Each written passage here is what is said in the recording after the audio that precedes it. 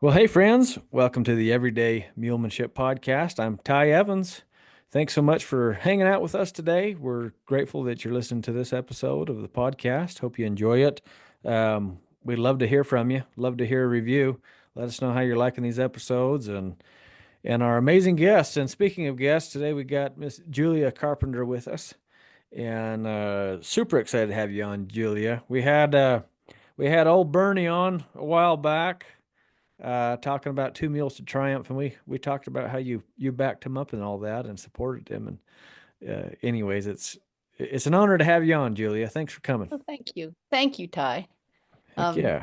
it's an honor to be here. I certainly appreciate this opportunity, and I'll just say for your guests that Bernie Harberts is my husband, who was interviewed by Ty a while back, and he rode two mules from our farm in western North Carolina all the way out to Idaho to visit my brother. And so that was who he was referring to. Just clear that up. Yeah, good old Bernie. We like him. Mhm.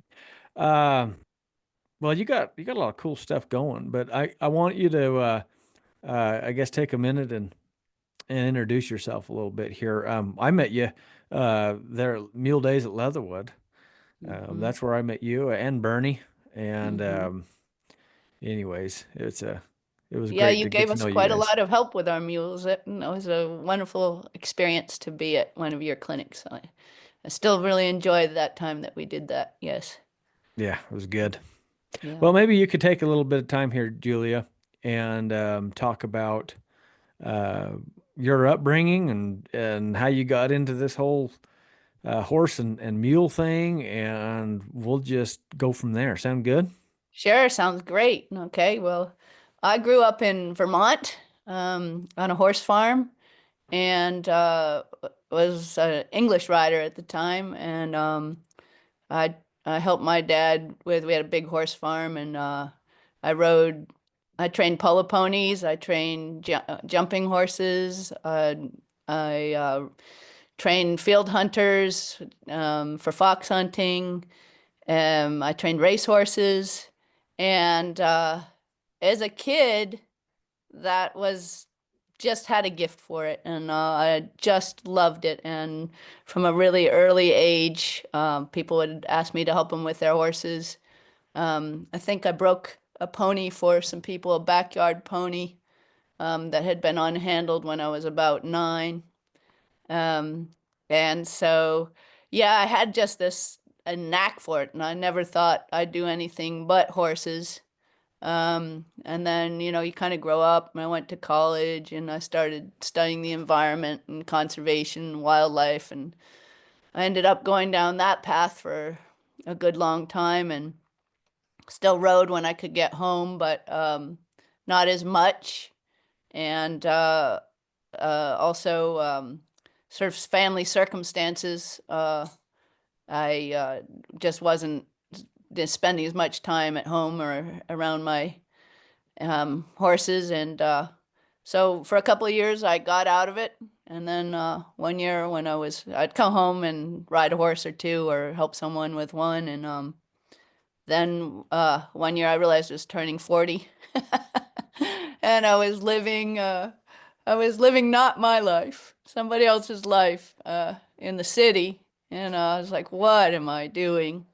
And I decided I needed to get a horse again. So I got kind of a crazy horse, and I realized I still didn't have the same brain I had as a kid, and so I had got this young horse that I thought, well, I'll ride for a couple years and then I'll sell it as a field hunter. And she she kind of exploded one day in a field with other horses running in an early March, and the footing was really bad, and she flipped up in the air like a hamburger being turned on its side, and I went down with her and busted my shoulder and elbow. Had a bit of a good long recovery, and got filled with something that is just the most evil thing for a horse person, and that was fear. Um, and then I had a good long relationship coming out of fear, which I'd never ever experienced before. And so, boy, that sure sets a horse off in the wrong direction. And so it was a long sort of progress to find the magic I had as a child. And then I did. And a lot of the work that I'm doing now kind of put the finishing touches on getting my nervous system back in control and getting that crazy good connection back with a horse. And just blessed to now have such a realization what people go through when they experience fear and they want to ride and they love their animal, but they just can't quite get through that fear. And of course, the animal's picking up on that so strongly. And so all the work I do now is really centered on two things. I call my business the two-step technique. And it's really about grounding yourself in the present moment. It's a place where nothing's happening. And it's what the base of meditation is all about. And puts the nervous system into the right here, right now, this time. Almost even if and this is a pretty violent description, but if even I was going to punch you in the nose, you're all right, you're all right, you're all right, till the actual moment of contact. So, I mean, it is a pretty solid, all right place. And when we can really learn to ground ourselves there, your nervous system actually lets your heart relax and your muscles be untense. Um, and so often our brains are uh, so busy with things that aren't happening to us right now, and our nervous system doesn't know the truth of that. So that's how stress works. So if you're thinking about something that happened, a fight you got in with somebody, or argument, or some appointment you have to go to later in the day that's annoying to you, well, all that stress, your nervous system doesn't know that it's not happening right now. So you have to be able to ground yourself so that your nervous system knows that right now at this moment everything's fine. And the same is that horses are what we call neuroceptors, as they don't rely on a language. They really rely on understanding the underlying uh, the feel of a nervous system of the other animals. They can all be spread out grazing in a pasture, and one animal will hear something in the bushes, and his head will come up, and his body will start to fill with a certain amount of tension, and his ear will go off. And if you look around that pasture, they don't all have to have. They just all of a sudden you'll start to see they're feeling the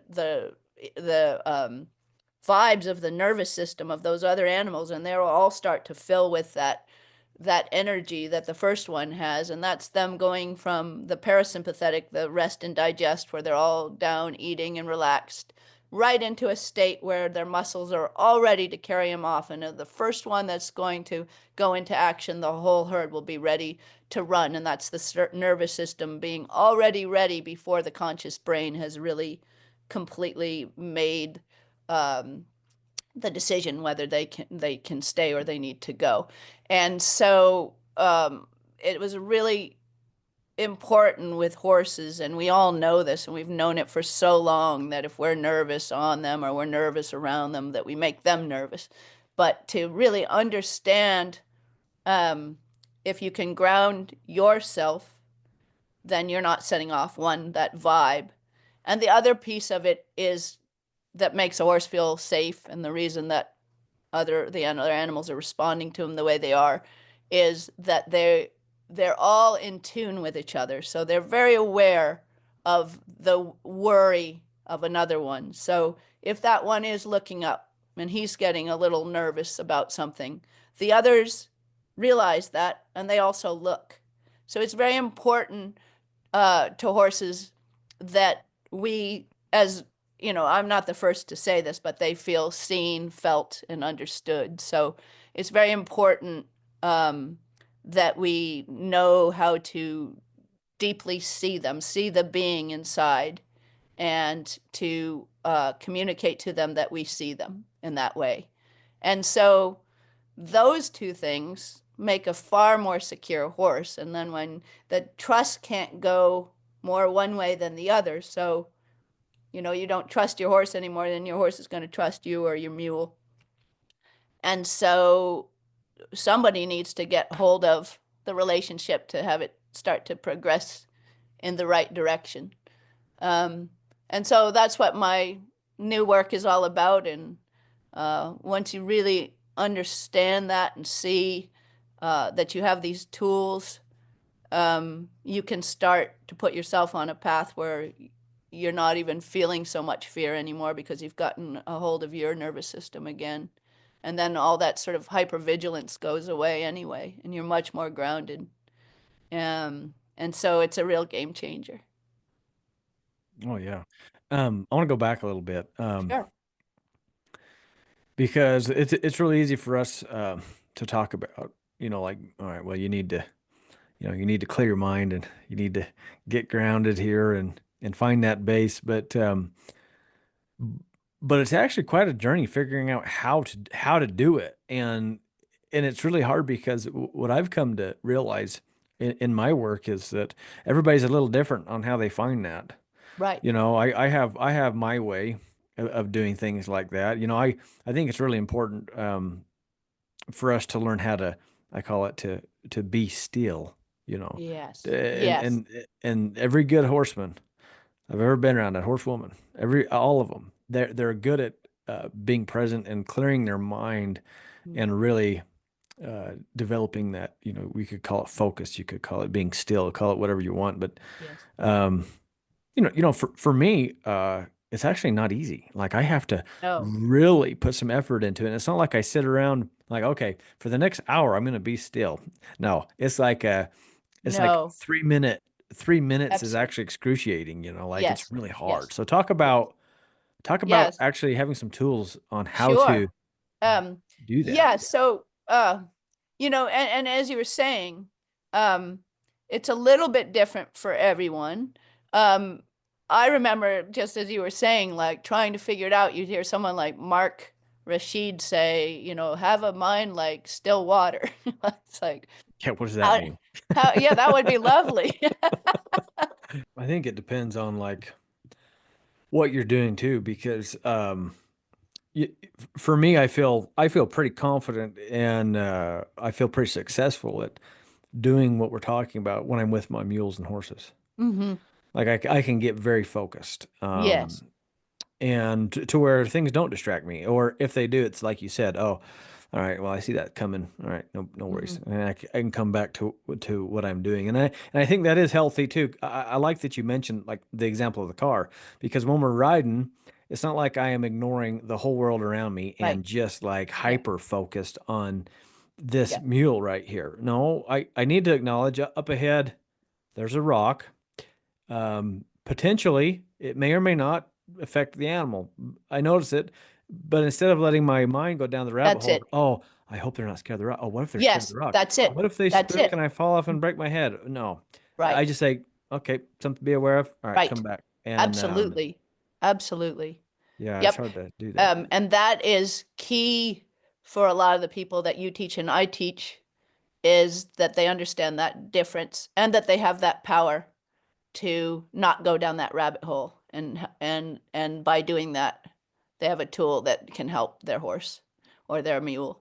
Um, I think so many people get so worried, yeah, that they see that thing that might spook the horse, and what the horse is really doing is, oh, I had no idea that was dangerous, but now the riders really let me know that that's going to eat us alive.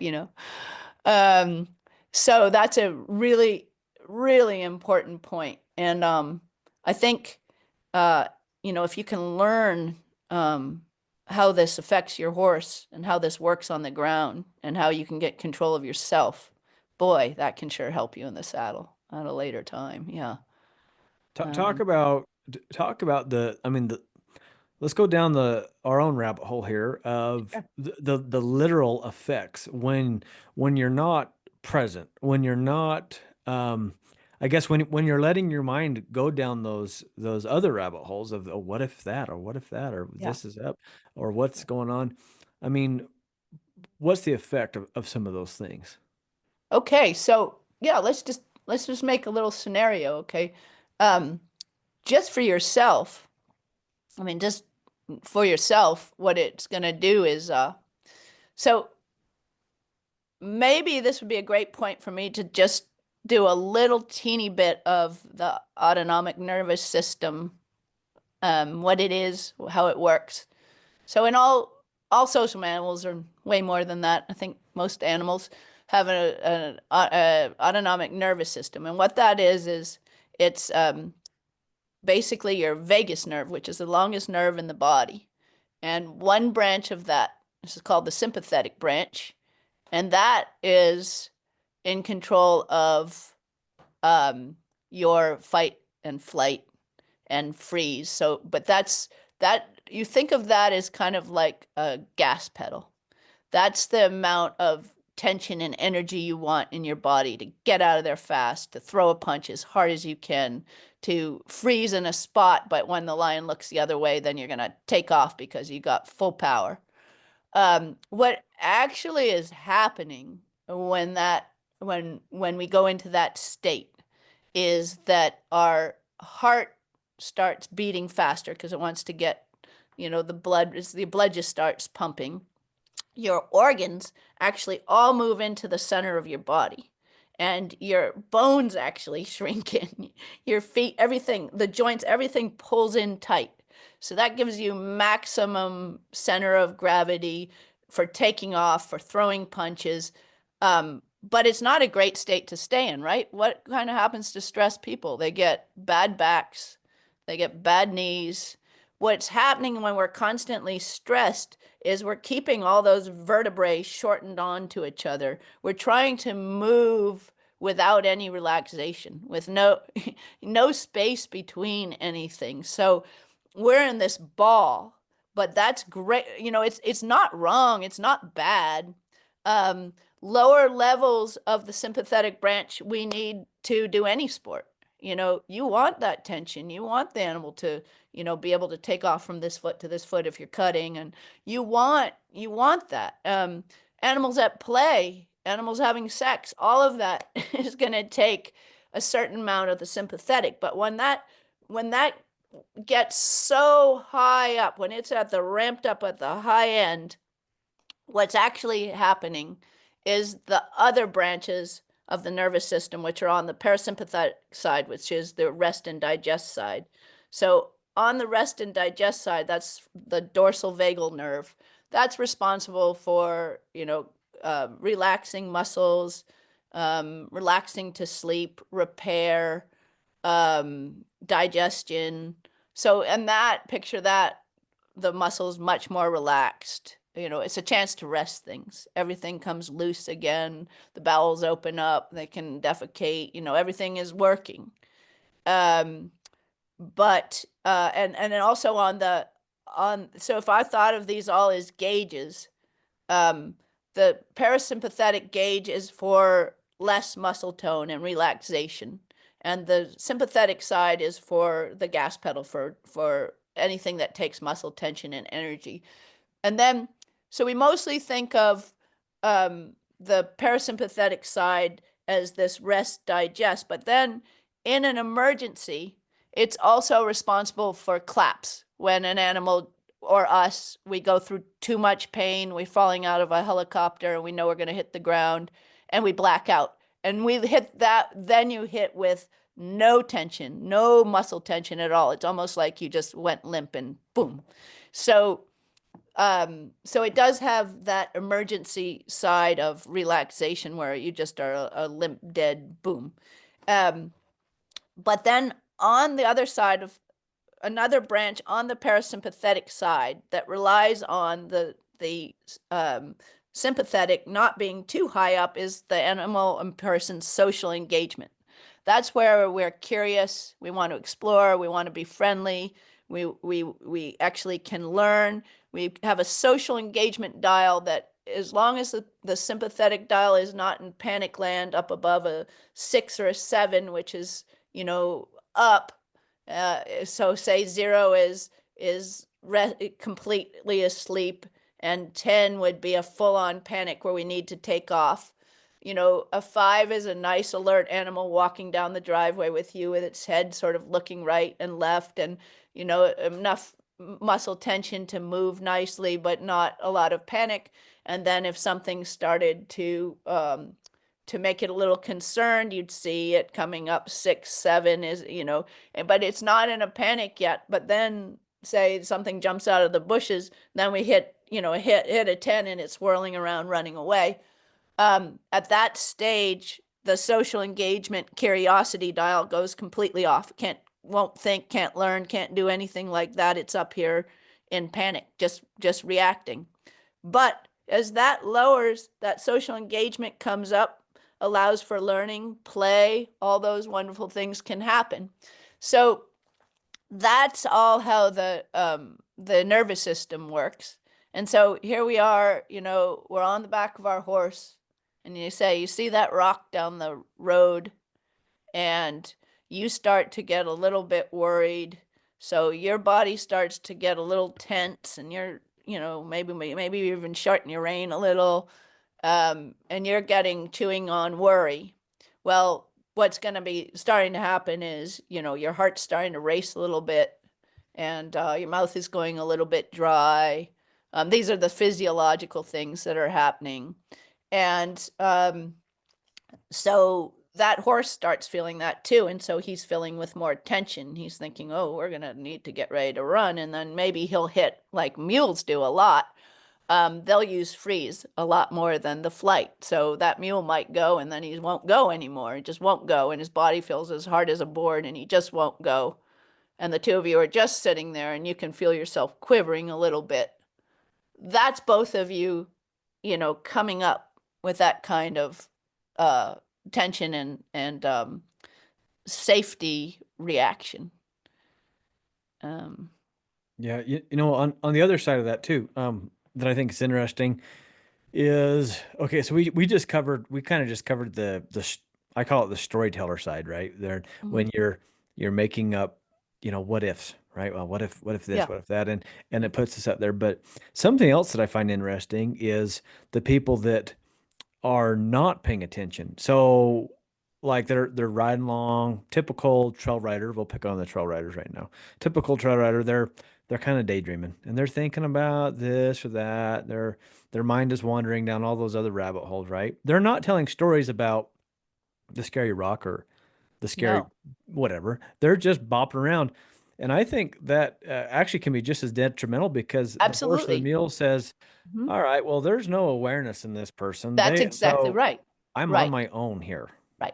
Right. So that's my being and my seeing. So the first one, the being part, the person didn't have the being part right, or how to be right, how to be aware of that, of your own nervous system. The other side is the seeing. So that animal is saying, I'm alone here.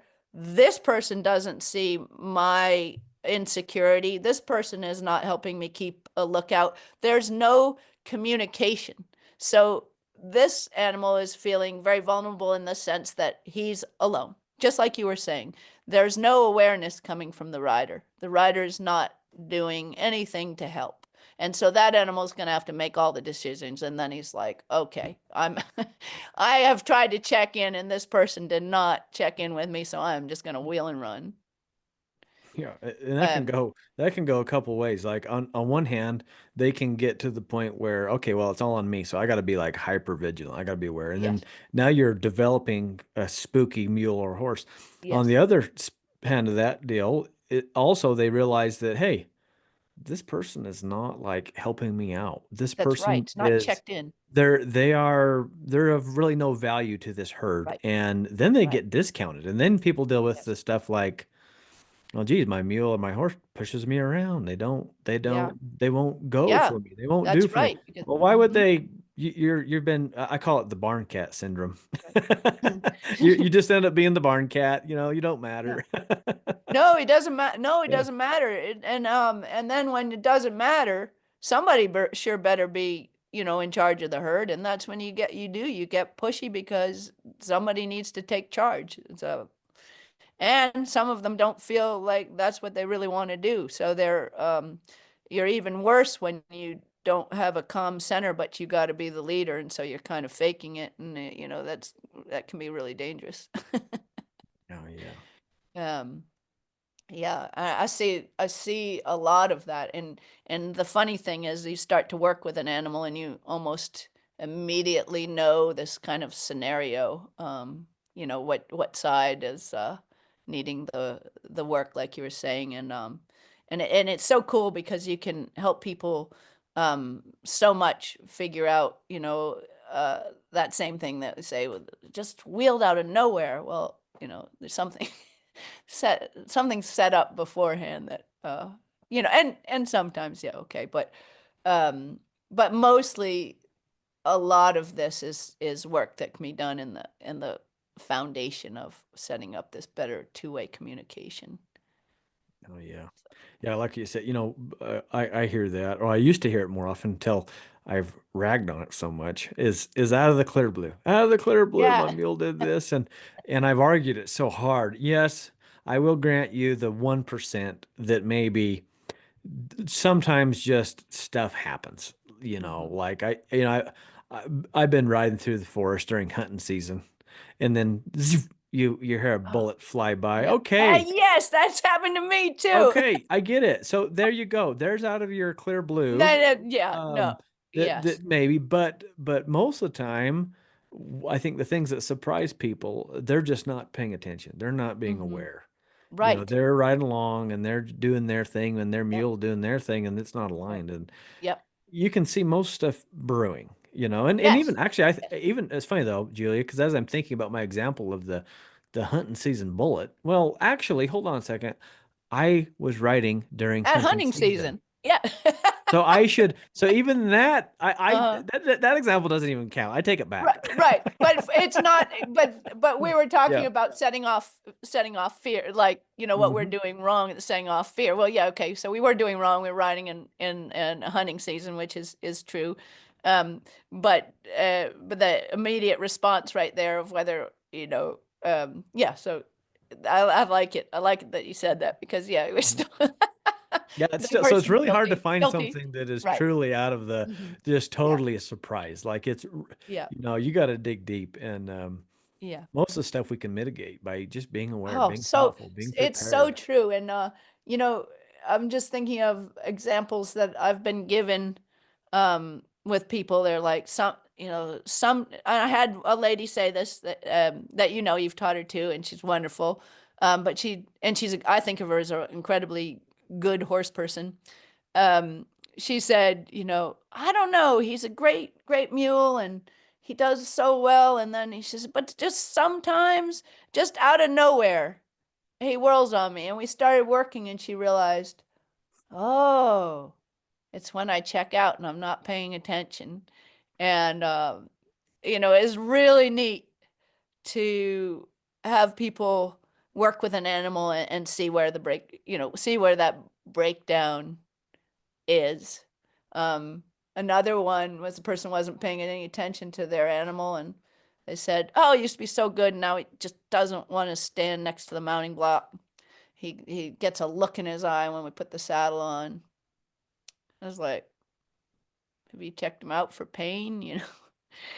Uh, and I started to just work the animal on a rope, just watching him, just getting in that present moment with him, and then watching what he was looking at. Pretty soon he caught on that I was aware of him.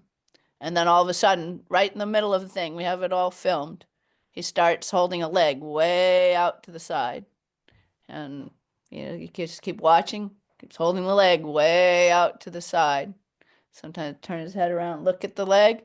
It's like, I think he's got some, look, maybe his hips are bad. I said, I'd really, uh, I'd watch it. He's definitely feeling uncomfortable. Well, they went and had him tested. He had Lyme's disease and something else going on. He was just feeling awful and achy, and they hadn't figured out that he was just asking, nice, nice animal, lot of bandwidth for just putting up with things. But finally, it's like, come on, don't put the saddle on. Like, how many different ways without words do they have to tell us that? And all of a sudden, something changes. A mule or horse that always took its saddle nicely, that always stood right there at the mounting block. Well, how many ways do they really have to tell you? And then if you don't hear that, don't hear that, don't hear that, and then it's just too much pain on the trail. It's like, sorry, buddy, I got to dump you. I can't take this anymore, or I can't move. I'm not going to go forward another step. I just can't. It reminds So, me of yeah, it reminds me of my kids sometimes. Like, it's funny because Sky will be, she'll tell him to do something like, "Hey, go do your dishes." Just ask it nicely, please, right? Hey, can you go do your dishes, please? Hey, go do your dishes. It finally builds up to the point that she'll, will yell at the kids, right, and then what do the kids say? Oh, geez, why you yell at me, right? It's right, like, well, yeah, because you listening, didn't listening yeah, to yeah, all the other right. It got it's good got to things. ramp up to something or And somewhere, right? yeah, and the mule will do the same thing. It's like they try to Yeah, tell you. And I think this is where exactly. learning how to be aware of the mule's expressions and the horse's Right, expressions. Learn how to right, read the mule. right. Talk about that a little Exactly. bit. Talk Well, I about mean, we both know that mule. I think it was maybe with you originally. We won't name it, but it it got sore and got ridden too much on a long, long, long trail ride, and then some little kid got on it the next day. It was very sore, had gone over its threshold of what it could tolerate, and dumped the little kid and hurt it pretty bad. And then they beat it up and decided that it was a bad mule. You know, stories like that is like there's not much more any place they can go if they're in pain and you aren't seeing it. got to be Yeah, aware. yeah. Talk about that. Talk about awareness though. Like talk about learning how to read your horses and read your mules. What are these expressions that we need to be more aware of? Okay, well, a really good one, and with mules, you see this all the time, and you and I know, a lot of mules have come from pretty harsh beginnings. Um, right from maybe scaring them at the weaning. It's just, uh, and they are a work animal, and there's people getting so much better. Everything is sort of changing for the better slowly, but mules have put up with a lot, and so also being an animal that's a little less uh, flight oriented than it is to maybe use its freeze, which comes from the donkey. And that's more evolutionary, where they would stand against something and be very still helped a lot. And so sometimes um, mules and donkeys will use the freeze response a lot more, and that's often I think too subtle for um, some owners to see. But sometimes you'll see a really checked out eye. A lot of the mules that goes to people that then get them and are much kinder to them, but they've been dealt with an animal that's had to kind of shut down.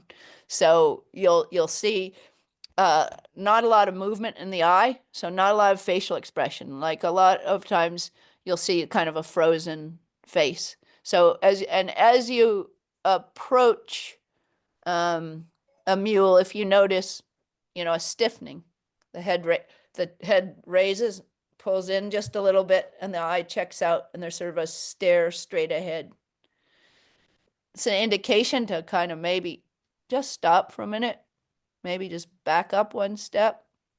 That will cause draw, and the animal will be like, no, nobody's ever looked. And they'll look back, they'll look at you like, weren't you coming on? Just to just to slow down sometimes and just open that pressure just for a moment. Take off, and wait. Then you'll see what I'm talking about. So in the physiology of it, that social engagement can come back on. So he went from this, and you saw him, and you stopped, and you backed up a step, and you weren't so direct. Maybe you softened your eyes. You weren't quite so predator like, and all of a sudden he looks back over at you. And that face is coming more alive, and then you step in again. So there is this. You can retrain them out of that, and it's a lot of just spending time seeing them. So you'll see like the tension coming, like I said, you'll see a head raise, tension go into the neck, the eye will kind of turn off. Um, a lot of times if we approach even a more gentle animal, sometimes we'll see we start to approach in the pasture. We're in kind of a hurry. We got a halter in our hand. We're moving along. You'll see a subtle look away from you. And that's almost like saying, that's just a little too much pressure. And most of them will stand it for us. They've been domesticated, but it opens up things so much. It causes such a much better connection and relationship right away if you can just pause there for a minute, say, I saw that, and wait for that head to come back around. And it's almost like, okay, I'm ready for it now.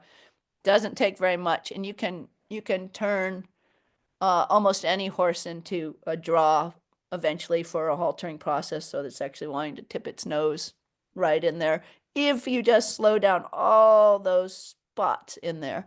And so there's a lot of that to be aware of. And then if you are standing next to your horse and you do find yourself getting into the present moment and feeling very relaxed, you can also hear the opposite. You can hear the guts opening up. So when I work with them, I know that I'm doing the work because I know the physiology. So when I hear it's kind of like a heat coming on in an old house and the pipes start clanking. I can hear the guts starting to move in the animal. I can watch the eye start to soften. You can watch this part relax and the peak, all the tension pulled tight in the face kind of starts to come down. You can watch the muscles twitch, the neck kind of drop. And you can even hear, like, a lot of times you'll hear gulping because the whole upper windpipe, although that usually gets constricted and tight when they're tense, that will all start to loosen up. They'll start to lick and chew a little more because the saliva will come back into the mouth.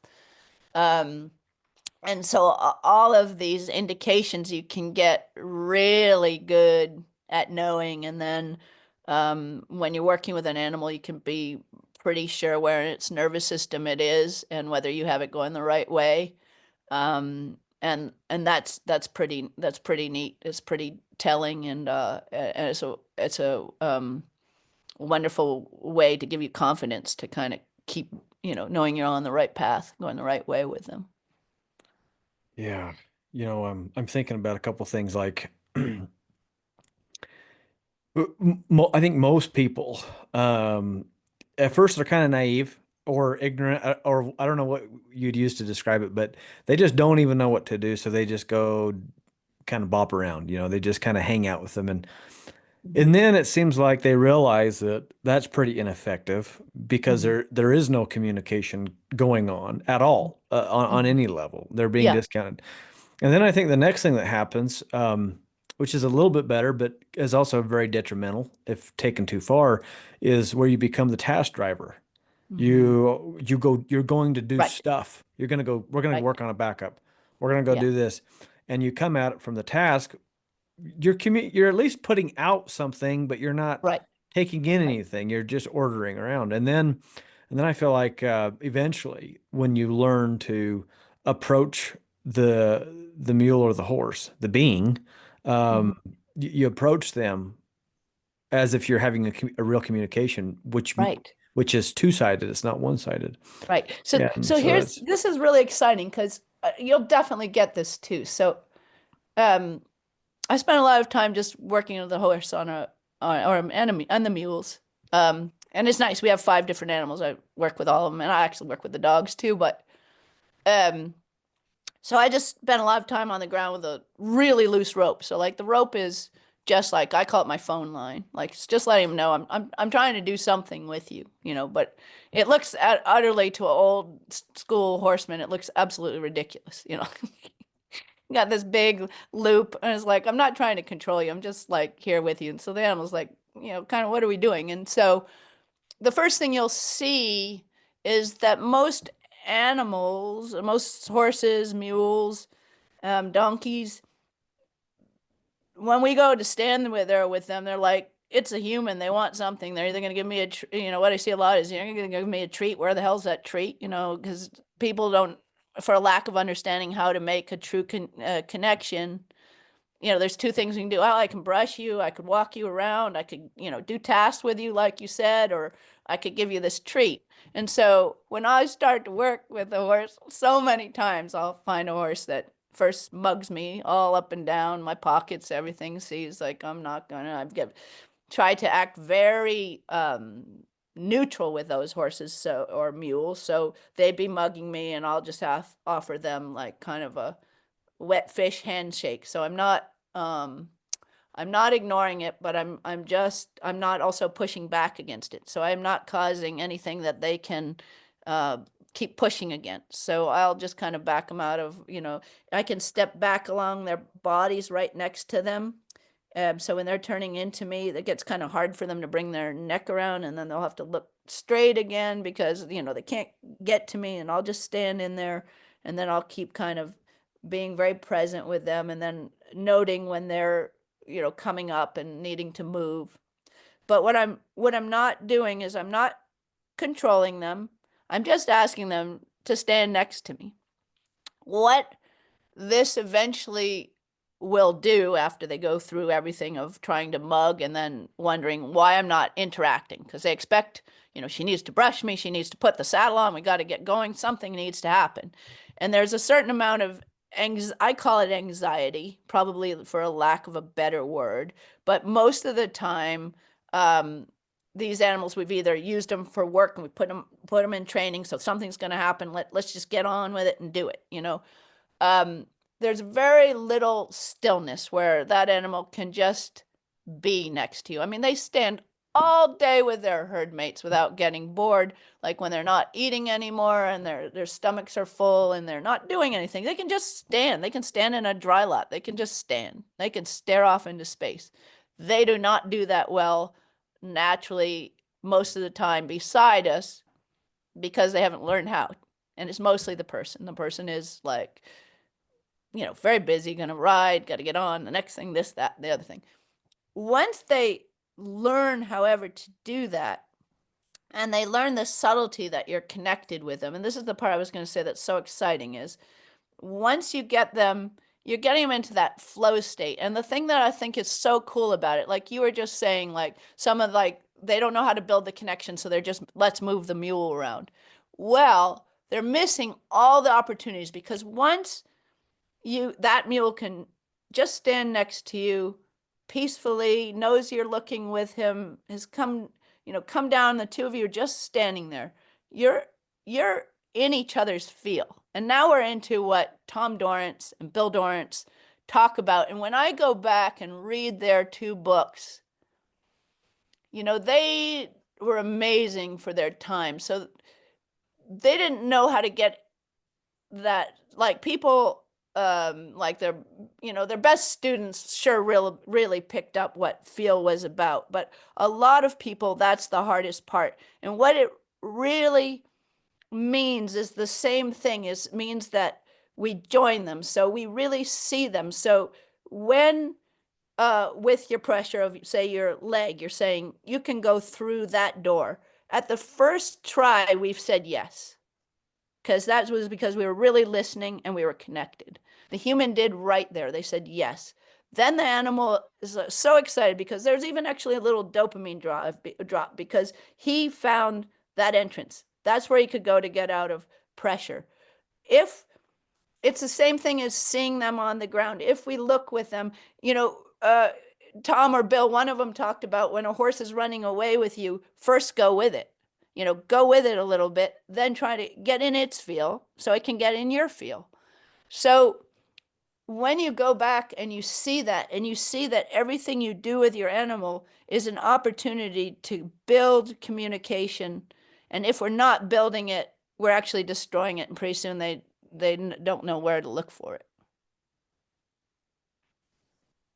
Yeah. There's that saying, like you're alluding to it, first you go with them, then they go with you, then you can go together, and Right. Yes. I feel like most people kind of get stuck on they skip the first step and they just want the animal to go with them. Yes, Just come with exactly. me. And Yeah. they and because they skip the first step, they'll never get to the third step of going together. And going together, it's really hard to really describe here, and I've only achieved it with like two mules my entire life. Yeah. And it's very eluding. It's very hard to, Yeah. But it's that's very when you had difficult. flow. And Yeah. one of the things about flow, I think what makes flow is really, yeah, really being present and then really being in tune. So this is my favorite new exercise to re-add into this, which I think teaches it on a wonderful, subtle level. It's just that old one, and the Dorrances used to do it, and you've probably seen it a million times. But so you put, your hand gently on the top of the pole. These are this is a mule that's not freaked out about his ears, but just put your hand on the top of the pole and the other hand on just under the chin on the start of the lead rope. And you just are going to put the slightest bit of pressure on, this hand's just sitting there so gently, like, you didn't want to mess up somebody's hairdo. It's just barely there. And this one, you put just a little bit of pressure. Now, especially with the baby horses that have never done any of this before, they're going to move somewhere. And this is what I think is so good for people to learn. So you say, just roll your hands with them. Just go where they go.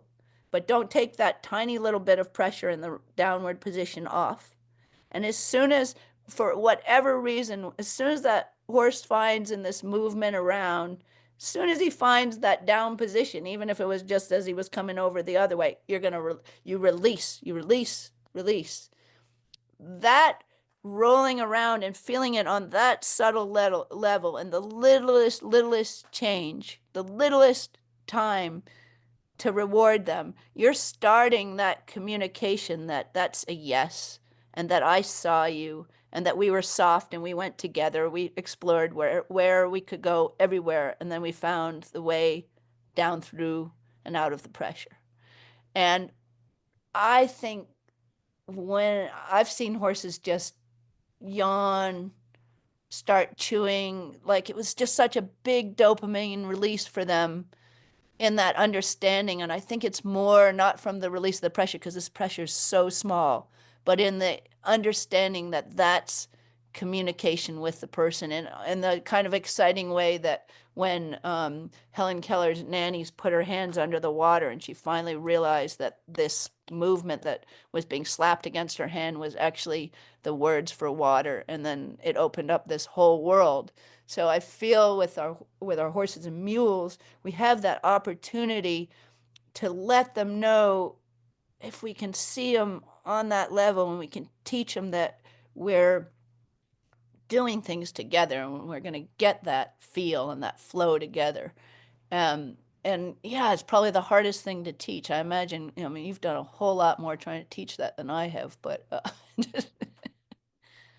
Yeah, the challenging thing for all of this is as you and I are talking, I'm understanding a lot of it because I've experienced it. But what's hmm really challenging is to help somebody that's never experienced it try to yeah, understand it, and yeah, to try to sell it to them like, hey, these are this is a good endeavor.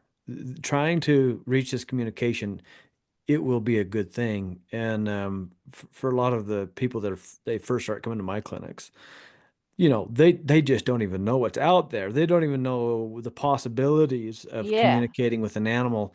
And so you get into some of this stuff and they're like, I don't even know. I don't even know what you're talking about. But I tell them it don't make such a big thing out of it. Like, yeah. I think that's I, right. I think people want to make this stuff, magical, or like one of the terms I hate is woo woo. That bugs me. Yeah, I don't know why, right. but like Yeah, they'll use things like that. I'm like, no, no, no, no. Just keep it simple. This yeah, is communication. right. This is no different than if you or I spoke a completely different language, and we're trying to make a connection of, hey, let's get dinner. What, Yeah, let's communicate. How can we communicate to each other that it's time for dinner, we want to eat, and we're having steak for supper. Like, how do you communicate these things? And it's as simple as that. It doesn't have to be super mythical or No. it's not hard to reach Yeah. the little levels of communication. And but what's really cool is even achieving just the smallest understanding between you and your horse, you and your mule. It it opens up so many doors for Mhm. so many great things that are it's so much better. So for me these days, I've had a huge change. I'd say the last 5 to 10 years, a Mhm. huge change in my personal goals. Mhm. Back up 15 years. Well, my goals, yeah, I want to have them backing up really nice. I want to have them making flying lead changes, and I want to be able to do this and work cows and do that and this, right? And now, well, I've achieved all that. I can, Mhm. well, whatever you want to do, I know how to do the technical parts of it. Mhm. Mhm. Yeah, I mean, I have zero questions about, all right, well, this is how we're going to get one to back up, or this is how we're going to get one to turn better. But what I like to strive for these days is, can I do all those things? And can I do it at a different level of communication to where Yeah. the Mhm. mule or the horse feels good about doing that thing? Yeah. Mhm. That means a Mhm. lot to me these days. Yeah. So, Oh, yeah. and, Yeah. and you have to be able to communicate to Right. do that. You So, have to have an understanding. mhm. So don't you think like that's the difference when you work with draw? So draw versus compliance, I think of it as. So I like to think of it as I like every to say time, draw versus drag. yeah, draw versus drag or draw versus, Yeah. okay, I'm Hmm. I'm trying to do this because I know if I'm not going to win, like so I have Yeah. to do it. But there is this, and this is the part that's that social engagement dial, which is by nature, we're just lucky that horses, mules, they basically want to be, if they aren't scared, they're curious and they're friendly. They want to come into that space. If something, if nothing's scaring them, they're going to approach, right? They want to come in. And so it's learning how to work with draw. So that's working with anything you can do where the animal is coming of will, and that social engagement dial is fully up. And so it's finding ways to get that to happen. And one of them is for the fear to go down. And so for fear to go down, they need to know that they're seen, felt, and understood. And they need to know that you are in the right part of your nervous system. And the other piece of this is that what happens a lot of times, and I don't know if you've experienced this at all. So we have, sight, sound.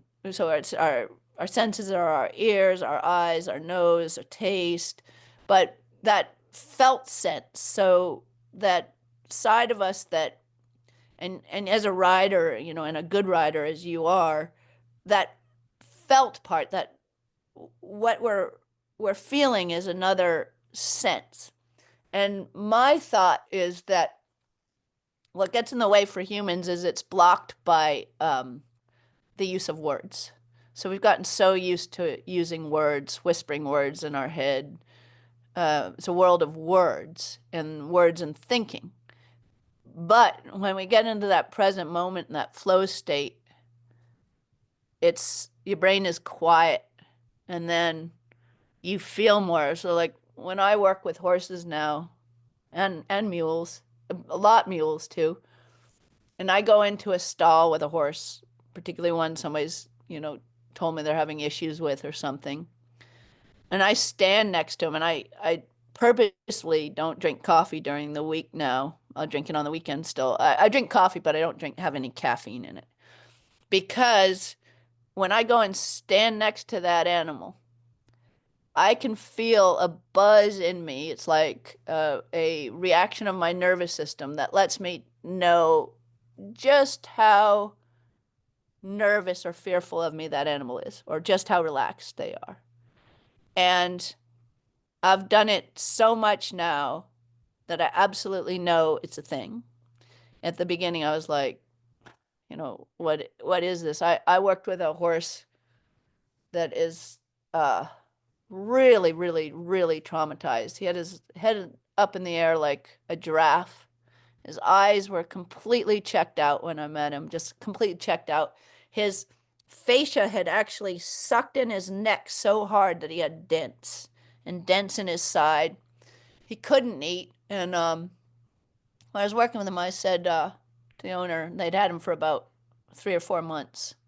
I said, "Do you ever see this horse lie down?" Nope, never seen it lie down. So it wasn't even, it was sleep deprived. And just ghostly, like this huge head in the air. And I stood next to that horse and I felt like my heart was going to come out of my chest. I was like, whoa, how much coffee did I have this morning? That was the first one that I really felt. And then then I started to realize I was feeling it with every single animal I was watching. It's like actually paired with what I was seeing. And I was like, wow. And so sometimes it really is worth working on that piece of getting a quiet mind. And I know you get that when you ride and you're in the saddle and you just have no thoughts and you're there and you're thinking, where's this mule underneath you? And you can kind of go into this zone. Um, that's an amazing thing because that I think is probably uh, the golden key sense for what we're really talking about of getting that work with an animal is to understand it like that. Oh, yeah. Well, I think the more we understand them, the more aware we are of them, the more we pay attention to them, Yeah. the better we'll get along. And Yeah. so these things we've been talking about in this episode, I mean, to all of our listeners, I mean, they'll serve you regardless of what you want to do. Like, I don't care if you're competitive, you're a trail rider, you're a packer, you're whatever. Right. Or you just have Yeah. a pet in your backyard. Um, it's applicable. So I Oh, it appreciate you. underlies all of it. Yes. Yeah, I appreciate you sharing these things, Julie. This has been a really fun conversation. Love it. Yeah, me I too. really appreciate it. So, we're coming up on our time here, but at the end of all my guest episodes, I always ask for a word of advice. Now, you've already given a lot of great tips and insight here. This has been wonderful, but if you could give our listeners just one piece of advice, these people going through this thing called life, um, what would that advice be? Okay. So for not applicable just to working with your animal. Um, yeah, I think it's finding stillness, like we were talking about, and then just really being presently aware. Hmm. Um, of animals. I find sometimes the easier way to do this is just to slow down and try to just really notice. Uh, I think it's becoming such a buzzword, but to try to do things mindfully. And I know in this world with cell phones and everything going on and, always 100 things on our mind is just for a moment to try to do something really present. So really understand where you are, how grounded you are, how present you are, and then how well you're actually really seeing the environment, the being in front of you, whatever it is, the food you're tasting. It's to try to have those moments and to grow them where we're really tuned in to the here and now. Yeah, that's good stuff, Julia. I appreciate that. That's great advice for anybody, for anything. I mean, you just be more mindful of everything you do, Yes. Yes. whether you're with your animals or with your family or whatever. Just it's good Absolutely. stuff. So, Julia, where can our listeners find out more about your two-step Oh, technique and yep. your classes and what you do? So it's the twosteptechnique.com, and they can find me online there. Um, I have a Facebook page, Julia Carpenter. You can find me there. I offer Zooms anywhere in the country, so consults can do anywhere. We put your mule and you right in the frame and work with you there. Um, and if you're local to Western North Carolina, you can have a in-person session. And yeah, I'm actually probably going to be at some of the Mustang summits this year doing demos with baby Mustangs. So Sweet. um, yeah. Heck yeah. Well, it's Yeah. awesome. You guys are listening. Be sure to check out Julia and her work and doing some really good things out there. So I appreciate you and all you're doing for the horse and the mule world, Julia. Well, thank you very much, Ty, and I hope to see you this year at Leatherwood, and Yeah. I look forward to that.